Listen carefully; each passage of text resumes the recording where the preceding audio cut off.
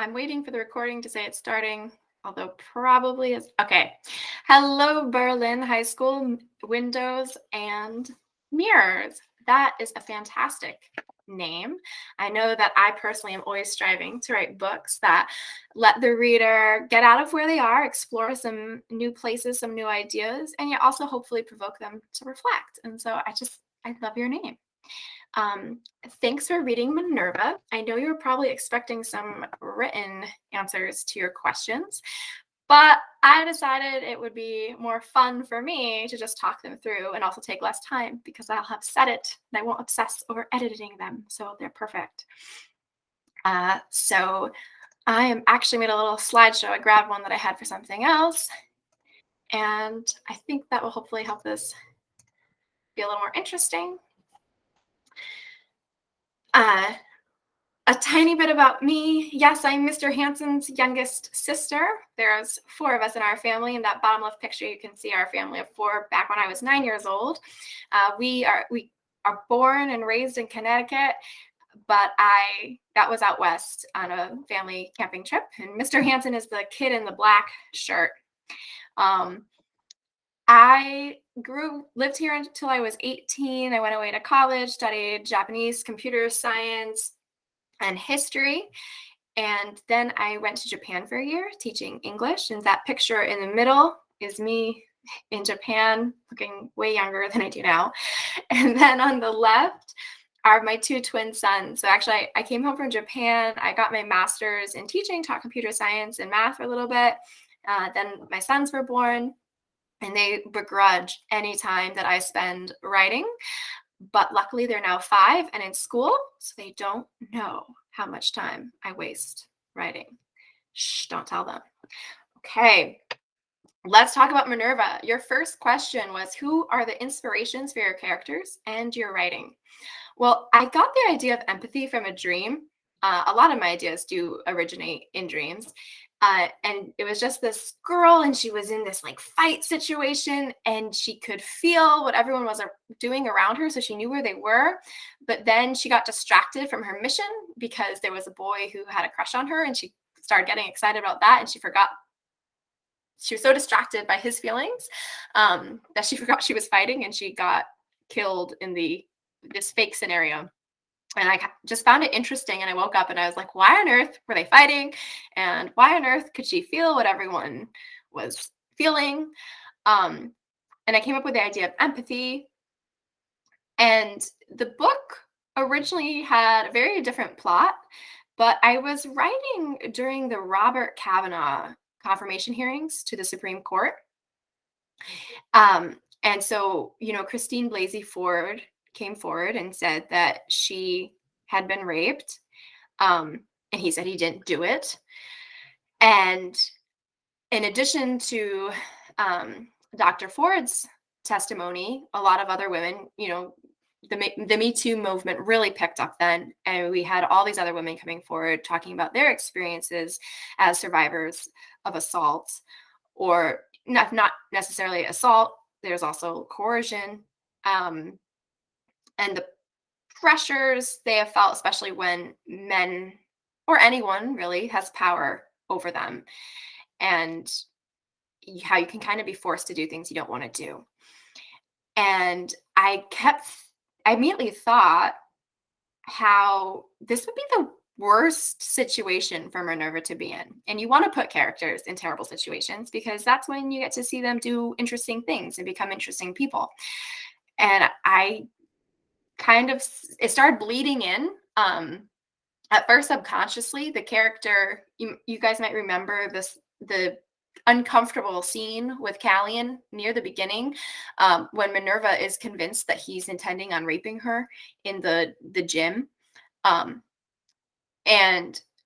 I got to that scene and I wrote it, and I realized that if I was going to start dealing with sexual assault and consent, the book had to be about sexual assault and consent, especially as a young adult book. I don't think you can introduce those concepts and then just kind of touch on them lightly. I think they have to be the main idea if you're going to address them at all. And I'll admit, Callian was supposed to just be a minor character who's kind of antagonistic to Minerva and creating some tension. But after I wrote that scene, I really kind of stopped and was like, I want to know what this guy is thinking. I want to know, did he really intend to hurt her, or was that her own paranoia and fears? Um, and actually, I will say the scene originally was a lot more tense, and it was more obvious that he had some antagonistic intentions. But I rewrote it really because I think that I decided he was a different character than I had originally thought. He was actually a nice person, and he had a crush on her, and he was being awkward and weird, but he didn't mean to make her feel scared or threaten her in any way, and he certainly didn't intend to hurt her at all.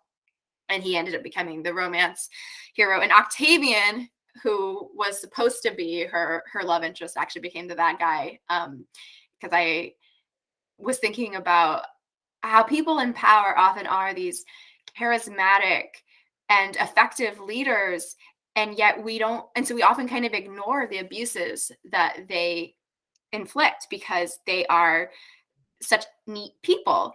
And so Octavian is that he is this dynamic, charismatic guy who a lot of people like, and because they like him, they kind of ignore the fact that there have been a few people who said, I don't like him, he made me feel uncomfortable, he pushed me to do this, or obviously he was using his empathy, so they didn't even know that. But going a step further, that idea of sometimes we let people get away with things because they are cool or just charismatic or powerful. So yeah, that's where the main inspiration of this book came from.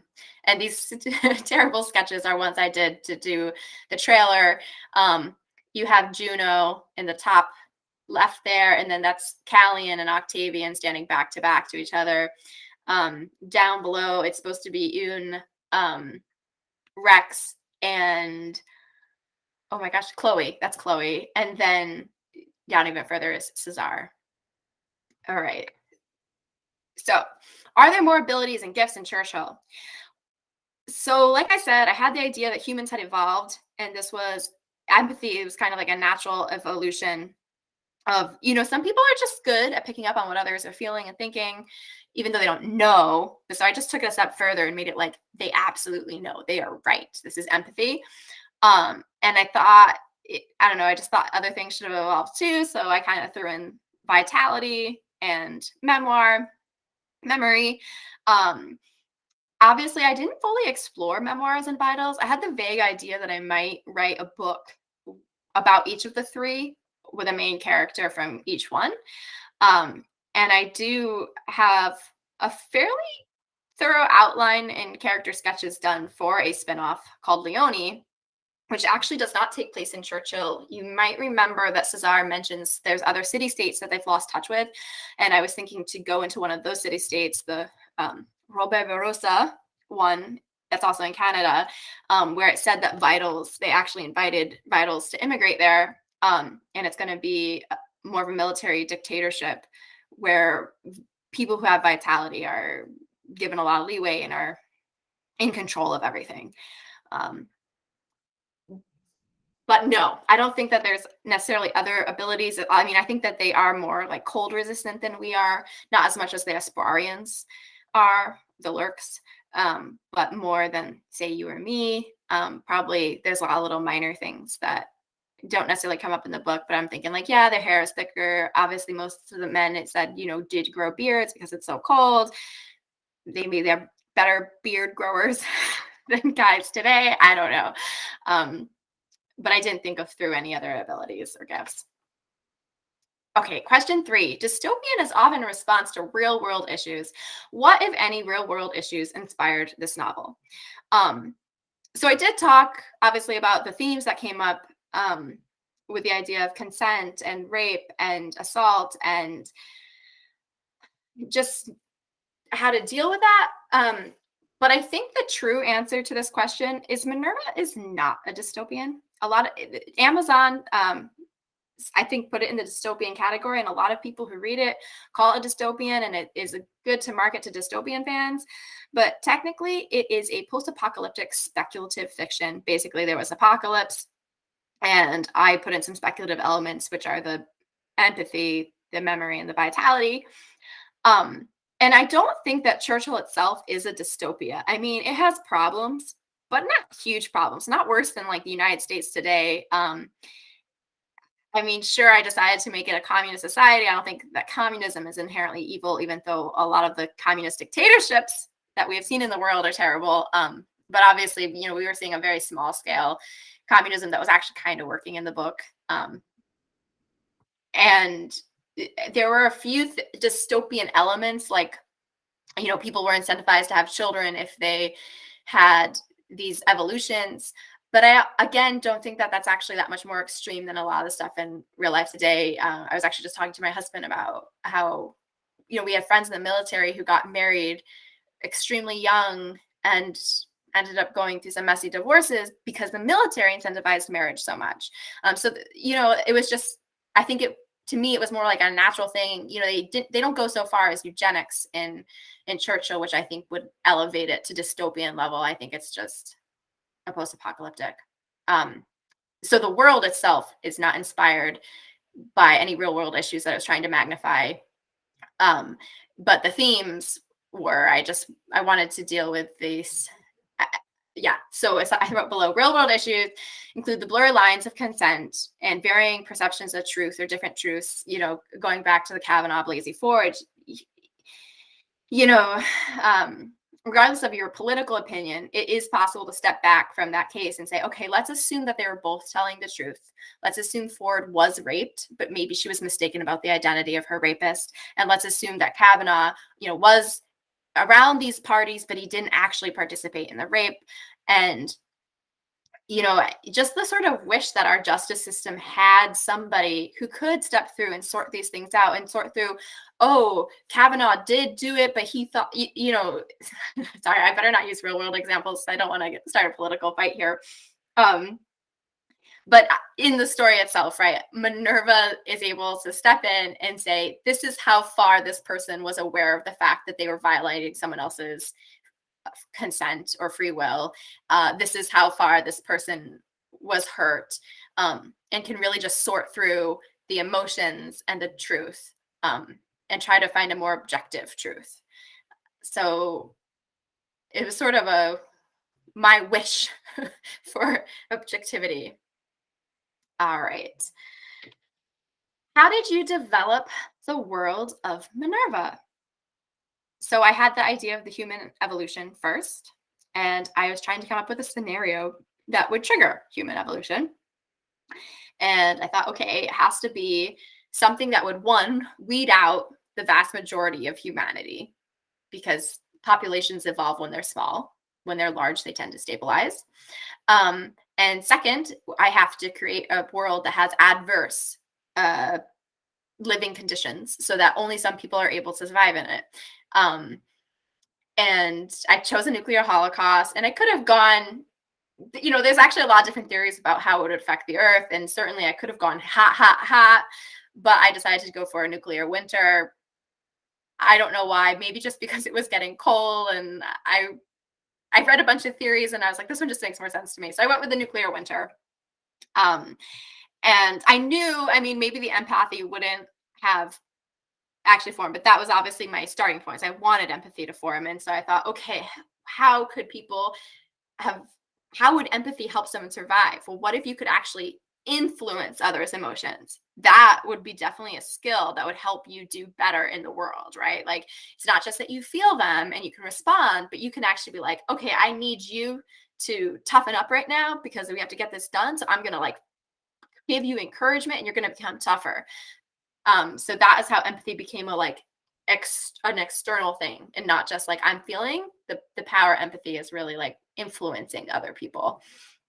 And then I thought the vitality, I think it makes sense. You guys probably can see that for yourselves. And I guess I just felt it needed to be fleshed out, and I came up with memory, and it was a convenient skill for Minerva to have, because anytime I needed her to remember something, it's like, oh yeah, by the way, she's a memoir, perfect recall. So that's why she knows everyone's name.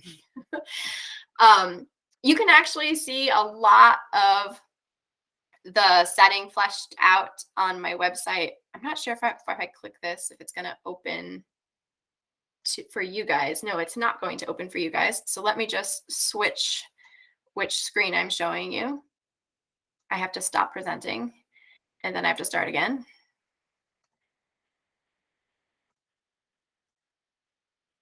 So this is my website, edithpolicky.com, and I talk a lot about the setting here if you're interested. And I put a lot of meta stuff actually about how I wrote the book and stuff too, and the playlist. Um, so if you want more of that, you can definitely check that out. All right. And now I'm going to present again this window here. Okay. So back to the slideshow. It's still loading, it looks like for me. So once I came up with the setting, I was like, well, there's some basic things like, okay, they have to have a way to make food, came up with the greenhouses. If you're going to survive a nuclear winter, you need to have electricity. What power plants would survive? Actually, a lot of research and the green energy people are big proponents of the fact that water energy, solar energy, and wind energy are incredibly stable to natural disasters and man-made disasters. I think solar power would have been out because of the clouds and the snow caused by the nuclear winter. But there's some wonderful hydroelectric plants in Canada. So Churchill Falls is what it's called today, is a real city in Canada. And I just built it up, created some things for the story. Obviously, they spent a lot of the time at the Guard Academy. So here's that map on the right. A tip I got from a course I took on writing said that you want to vary the micro settings within a book. It's kind of boring if everything takes place in the same bedroom or the same cafe. So since I knew it was mostly taking place at the Guard Academy, I wanted to have a lot of different places in the Guard Academy they could go that would be interesting and different. So the scenes would be different. So that's how I came up with the war rooms, including there's the Rat Warren, where they did a lot of like the hide and seek type games, the Gauntlet, where it was just like very physical obstacles. The ballroom was the empty room where they just had to fight. And then the shooting range they practiced, and that's the world. And if you want more details, you can check out that website, my website. What is your writing publishing process? I could talk about this a long time.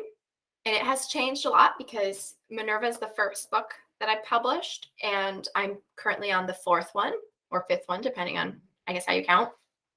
But I did try to show this one specific to Minerva because that's one you guys have read and are presumably the most interested in. So I have not studied writing formally. I did not study in college. I just like to write. I was very good at English. And I thought I didn't need to study, like major in it. I kind of thought that was silly. No judgment on people who do. And I'm not sure that I think I made the right decision now as I'm older. But when I went to college, I was like, I'm going to study something hard and practical, computer science, not writing. This Minerva is the first book I published, but it's actually the third novel I've completed. So the first few weren't great, I think. I wouldn't have self-published them. I knew there were things wrong with them, but I couldn't figure out how to fix those things. So I kind of was forced to take a break from writing. I wrote for fun my whole life, but when I got pregnant with the twins, I was also teaching full-time math at a high school, and I just did not have time to write. I was exhausted constantly. And then the twins were actually born, and I can tell you that taking care of two babies at the same time doesn't give you much free time either. And so I didn't write for about 2 years. And then right around when the boys, my sons, were getting close to 2, I started being like, oh, they're taking a nap and I'm not that tired. I can do something that I want to do. And that was writing. But I was a little intimidated to go back to writing because, like I said, I'd written these books and they weren't that good, and I had sent them to agents and no one was interested. And I had been subscribed to David Farland's writing newsletter for a long time, and I appreciated his writing tips. And I said, I want to take a class. by him. I want to learn more about writing. And so I actually audited a whole bunch of his classes. I would heartily recommend them. However, I don't know what the availability is going to be because, very sadly, David Farland, who is a best-selling science fiction and fantasy author, died about 2 weeks ago. He had a stroke. So you can search him on the internet. His site is still up, My Story Doctor. I'm not sure if the classes will still be offered or what. I mean, he has a lot of them recorded. The ones I took were not live, they were recording, so they might be there forever. But anyway, David Farland's story puzzle was just by far and away the most helpful class that I took because I don't think I needed that much help in the technicalities of writing, but I needed help figuring out how to write a story.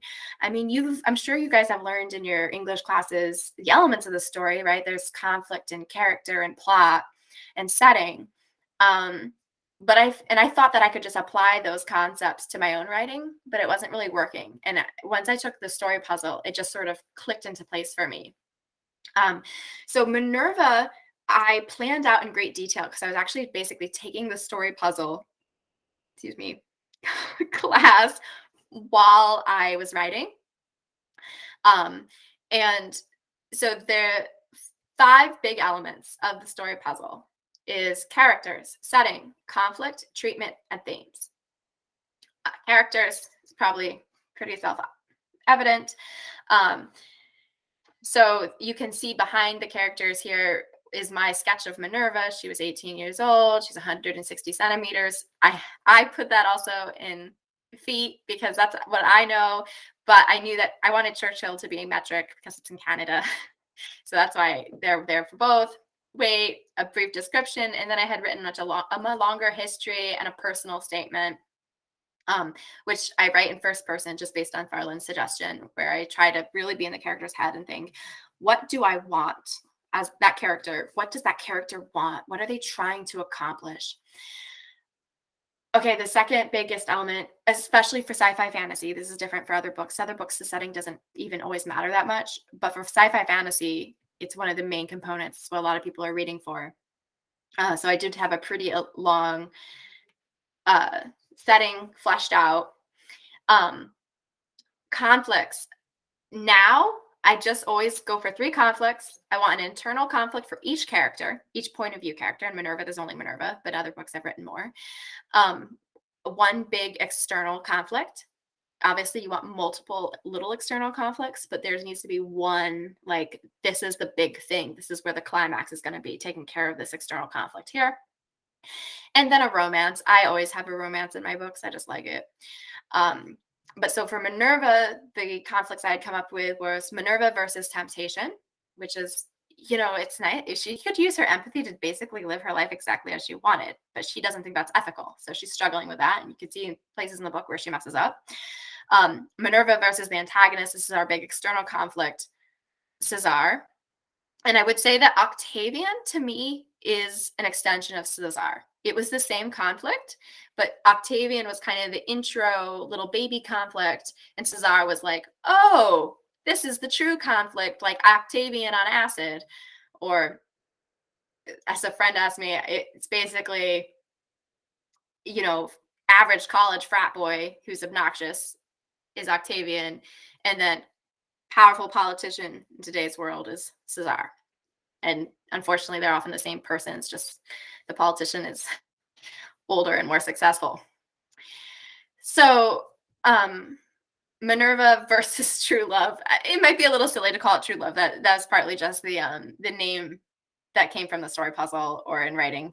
But yes, Callian is her love interest, and they had some reasons why it was hard to get together. And then Minerva, I think sometimes I don't like outline this now, but I did for Minerva because like I said, I outlined everything. So the main secondary external conflict was Minerva and her mother and their relationship. Okay, treatment. This is very short and very easy to do, and it's extremely important to know where you're going. So I need to know the genre because the genre tells me what my readers are going to read it for. This is a young adult or new adult. It is right on the line there. science fiction. I knew it should be about 100,000 words just because that's what it is. That's what most books are in that market. And people don't want to get a book that's way shorter or way longer. They want one that's about their comfort level. And then what are the emotional beats this book is hitting?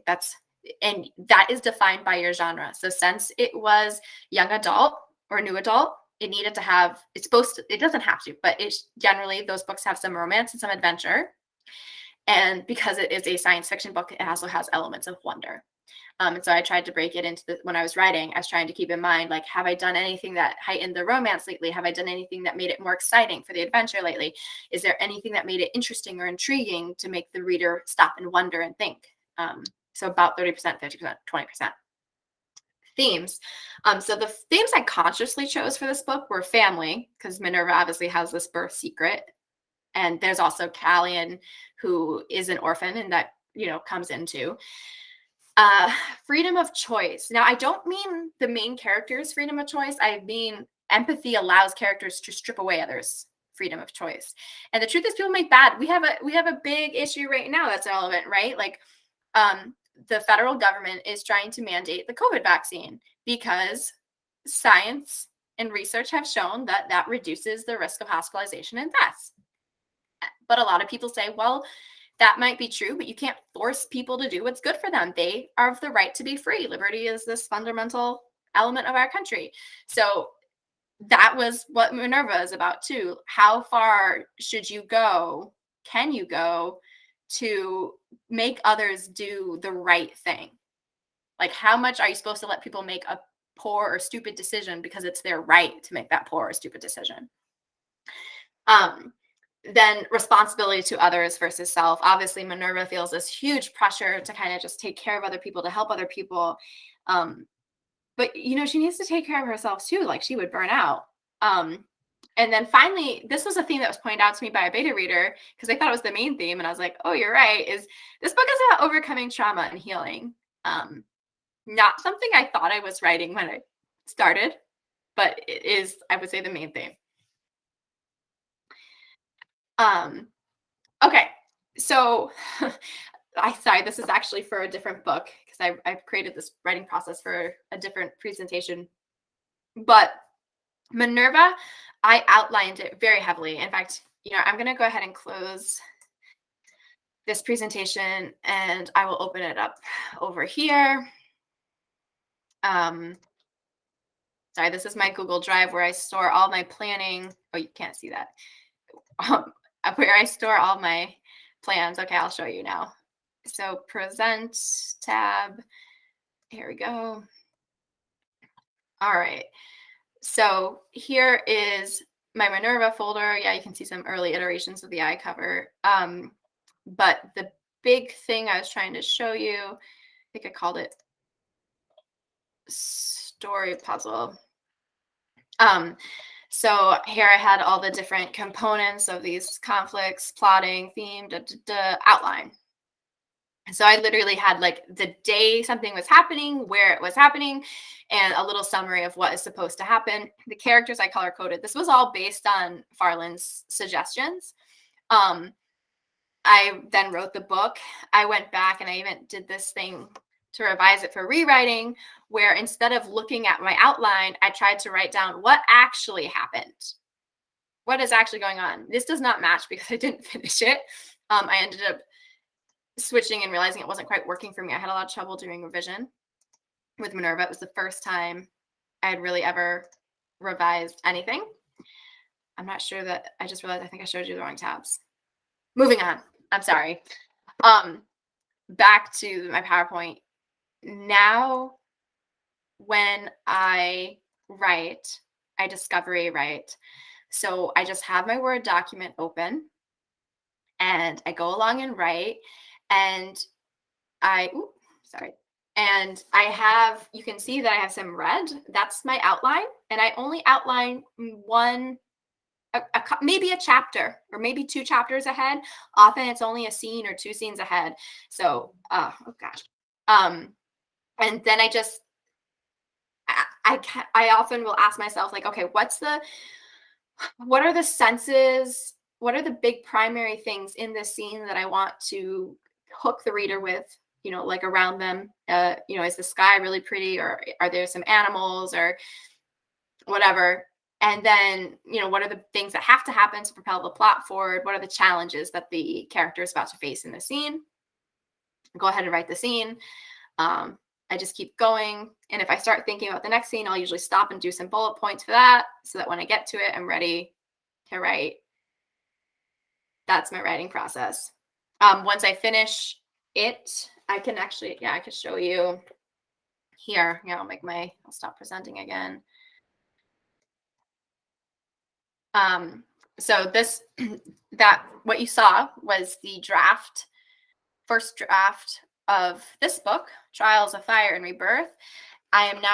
This is a printed, finished first draft, and you can see I just go through, I read it, and I make marks all over the place for things that I think should be fixed.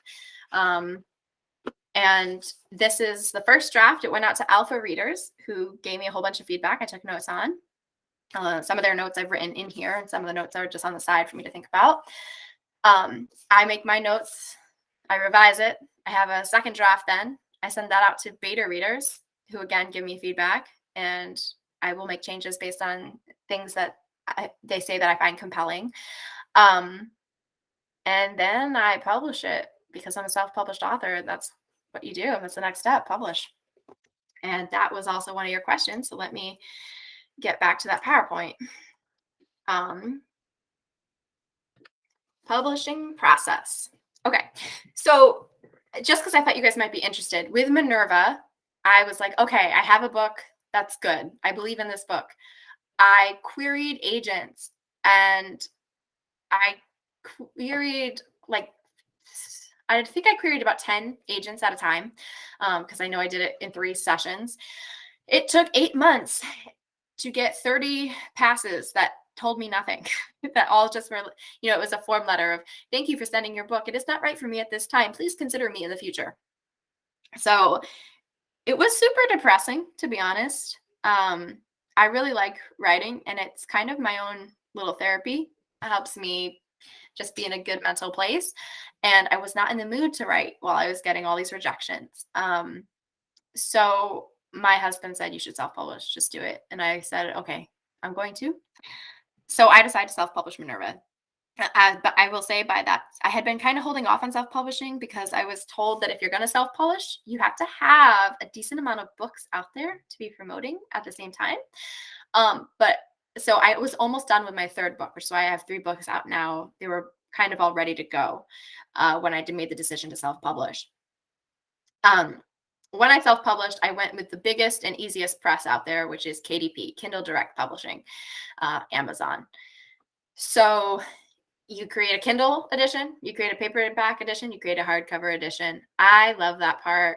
I ended up buying Microsoft Word so that I could create those, because it is one of the best formatting tools out there. And I told you I majored in computer science. So there's a program called Sigil, which is fantastic for formatting EPUB files, which is what Kindles really are. They're, if you care about this at all, you might know that they have an extension .mobi. They are, in fact, EPUBs with a little bit of Amazon's magic dust, so that they can't be opened as EPUBs. So you could create an EPUB, and then Amazon processes it into a Mobi. And it is, under the hood, it's HTML, which I'm pretty familiar with. Obviously, I have my website that I did. So that was something I enjoyed, actually, was formatting the Kindle editions, paperback, and the hardcovers. I created the cover. I should have a big picture of Minerva here to talk about, but I wanted to be cheap as possible. Actually, I think I might here. Yeah, let's look at these covers. I wanted to be as cheap as possible with Minerva.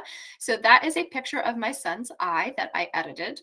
And those snowflakes are from public domain photographs from the turn of the century by Wilson Bentley. Could talk about it for a while. And then I actually create all of my covers in Google Drawings, which everyone makes fun of me for when they find out.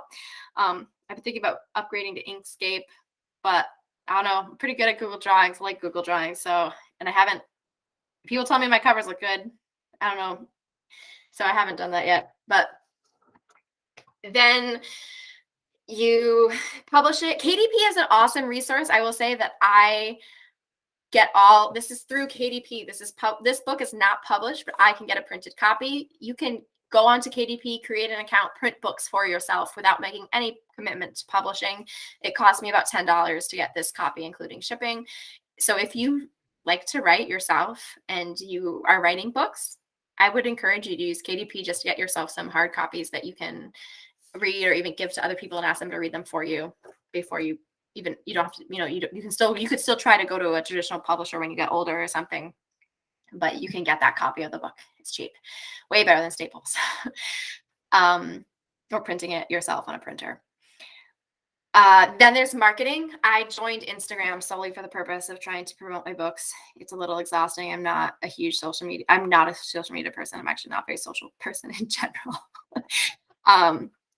And I also just created hardcovers this month through Barnes & Noble Press. And that was a really good experience. And I recommend Barnes & Noble Press too. And this on the right here is just a screenshot of what my KDP looks like. So you can see that there's more books actually in there, but this is the 3 that are published. And you can see that I have this side thing of saying, I can order author copies. I can re-upload if I've edited the books, especially because I'm self-published. And I don't have an editor. Sometimes people are like, hey, I found a typo, and I just go and fix it and upload a new one. So it gets fixed instantly for new people. Obviously, people already have the messed up copy. Sorry. Okay, question 6. Will there be a second book, and what are your future plans in writing? Okay, so I am a huge fan of standalone books now. When I was in high school, I loved reading long series, but now I don't have time to read series because my kids take up a lot of my time. And so I got more and more into standalone books, which is kind of why I like writing standalone books. Minerva is intended to be a standalone. I have a billion book ideas. I have a folder of book ideas, and there's about 30 in there. So I do have a lot of ideas for other books set in the world of Minerva. I think I'm feeling pretty strongly that I might write the second one this year called Leone, about the girl with vitality. But I've only done a little. I've outlined a bunch of stuff. I've done a lot of world building, planning, a lot of it because it was already from Minerva. But I've written like a chapter or 2. I often write a chapter or 2 when I first get an idea for a book and see how it's feeling. And I do like that starting chapter. So I might come back to Leone this year. After Minerva, I just really needed a change of pace. That book is kind of sad. I don't know if you guys thought that. I thought it was sad. And so I ended up writing these just, I think, fun adventure novels, which I would classify as just fantasy, not young adult, because they don't have the coming of age themes, and they are a lot less. When I write a young adult book, I think that if I introduce a heavy topic such as assault, I have to thoroughly investigate it. Whereas I feel like in an adult book, the difference is I could throw out casually a character's right or wrong or controversial opinion, and it's totally up to the reader. It's like on you. I'm sure a lot of you, there's nothing actually, in some ways, there's less inappropriate things in these books. There's no sex scenes. There's not that much violence. So, Vows does start in a very violent way, but that's probably the most violent scene right at the beginning. So like certainly you guys could read them. I don't think there's anything about them that would make them wrong for a younger reader. But for me, the difference is I don't spend time exploring themes that I casually introduce ideas and I don't explore them. So that's for the ones that are the core themes. So I have just finished or almost finished the 3rd book in that series, Vows of Golden Laughter and Love's a Shadow and Power, actually a very tight duology. It was supposed to be a single book. When you have 4 main characters, turns out it's very hard to do them justice in a single book. And I ended up splitting it when I realized it was going to be at least 200,000 words, which is very long for a book. And you guys, sneak peek of the cover there, Trials of Fire and Rebirth. I did not have the art when I printed this one, but I now have the cover art. And so there it is. I like it one a lot. And I have written about a quarter or Yeah, about a quarter of this next book that I'm working on, which is called A Magical Imperative. It's a standalone, but I think it will be starting a series, a loose series, kind of like Minerva and Leone. Um, and it takes place in our world, contemporary in our world, set in Nara, Japan, and it's about two supernatural beings. Yeah. So I'm currently working on Trials of Fire and Rebirth, which is being edited, and I expect to come out in June. I'm currently drafting A Magical Imperative, which I'm hoping to get out in October. And then I am kind of percolating with Leone, which maybe will come out like December this year, but it might not come out till next year. And I guess my future plans in writing is just to keep writing and keep publishing and keep sharing. I have set aside a budget for promotion for my books, and I when I run out of that budget, I will probably stop paying for things like I'll probably reduce the amount. So like right now I did send out a lot of books to reviewers, which is probably the priciest. Getting an audiobook done and doing the reviewers is the priciest part of publishing for me. The audiobook costs about $2,000 per book. And sending it out to a bunch of reviewers is usually around $600 to get like 30 reviewers. So I first, as far as I'm concerned, I'll continue to write for the rest of my life. If I don't start making, if I end up spending my entire budget without making the income basically to keep that budget high, then I'll stop doing those two things and just, you can publish books for free. It's easy to upload them on Amazon and make, sorry, you can see Minerva and the Magical Imperative are covers I made myself. The artwork for the Vows, the Immortal Being series, about $100 for each of those paintings. And I might continue to spend that just because I have money and I can. That's the nice thing about being old, I guess.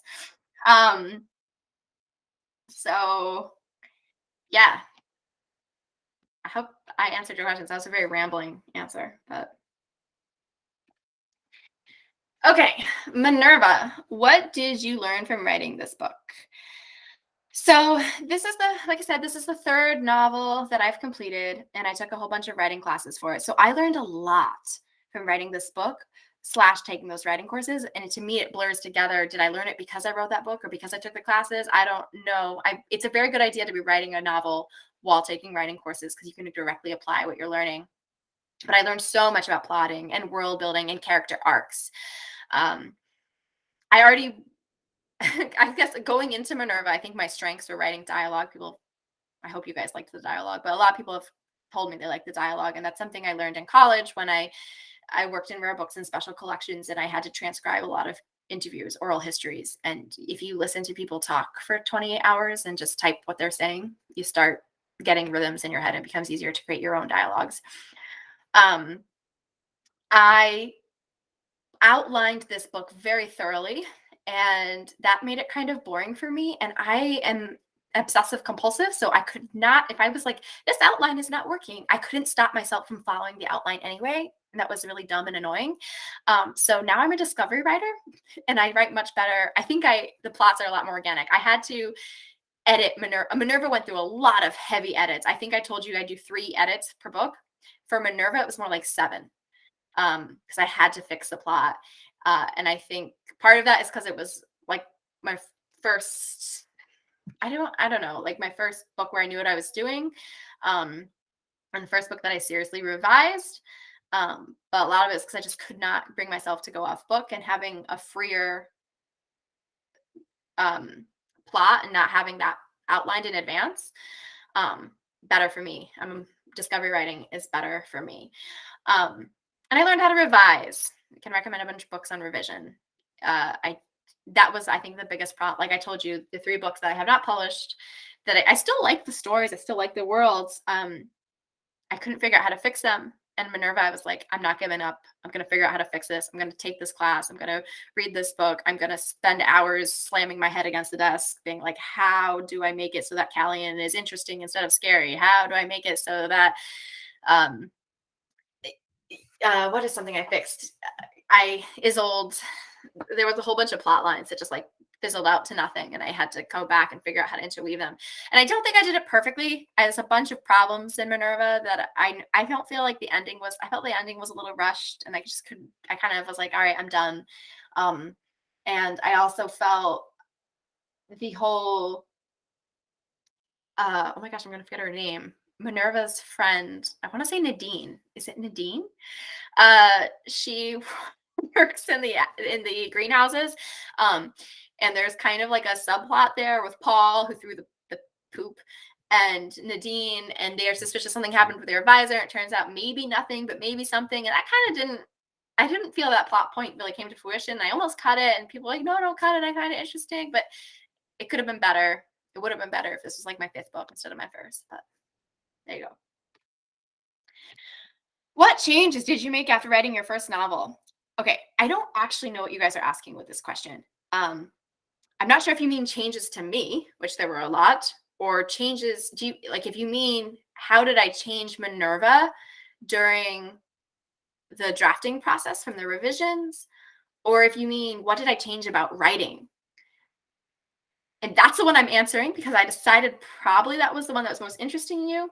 What is the difference between Minerva and Vows of Gold and Laughter? Sorry, I don't know why I don't have a copy of Minerva here, but here's a copy of Vows of Gold and Laughter. Obviously, this book is a different, it's still fantasy, still sci-fi, speculative fiction, but it is a different genre.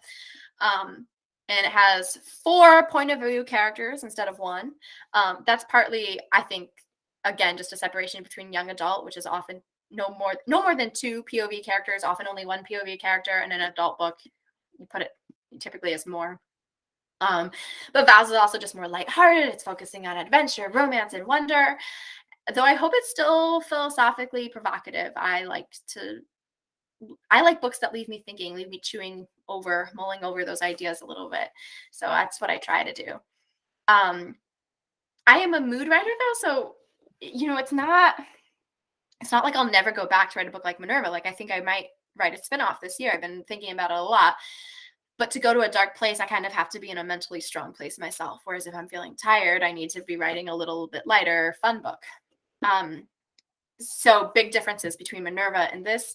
I discovery wrote this. I like discovery writing a lot. I think I'm going to discovery write for the rest of my life now. I will see.